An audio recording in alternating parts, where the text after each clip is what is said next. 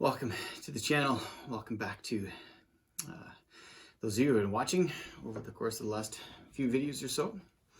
I want to share with you just a little nugget today to help direct your focus as we continue and begin and continue our journey together in developing the spiritual disciplines in our lives. Now, I hope that you've had a chance to already see the first video on this topic, but if you haven't, push pause now, go back, take a look at it. It's in the link will be in the description below, and then come back to this video. Now that you know where we are heading, allow me to share a quick thought from Foster's book, Celebration of Disciplines, and from Paul's letter to the Galatians.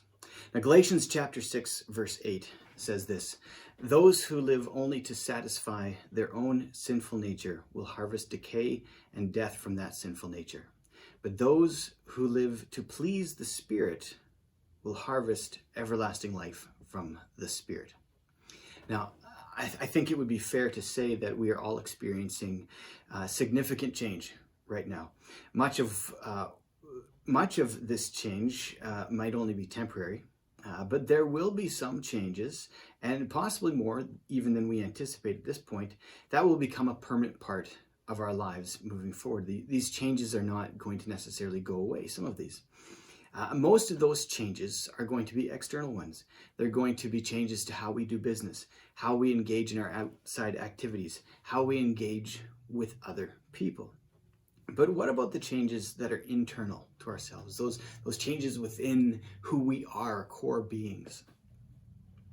How are we paying attention to those?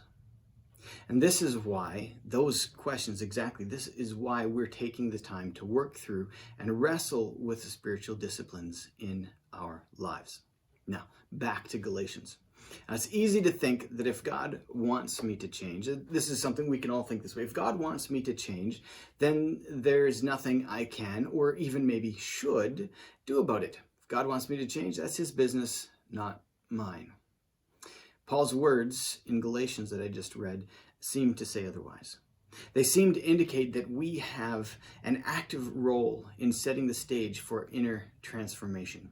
Now, just take a look at the seed. A little bean seed here. Everything that is needed for this to grow into a plant and to produce a crop is contained in this seed.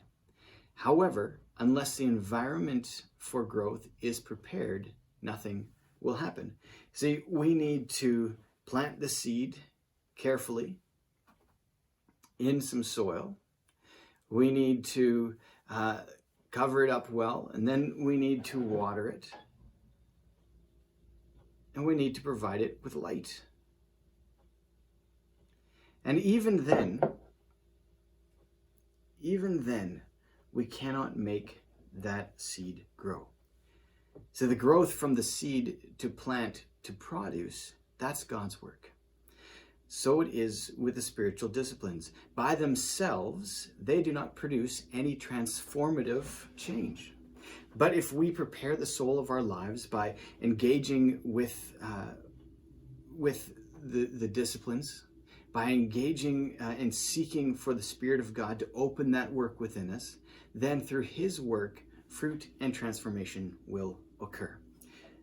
Now, let's face it, none of us will come through this present moment unchanged.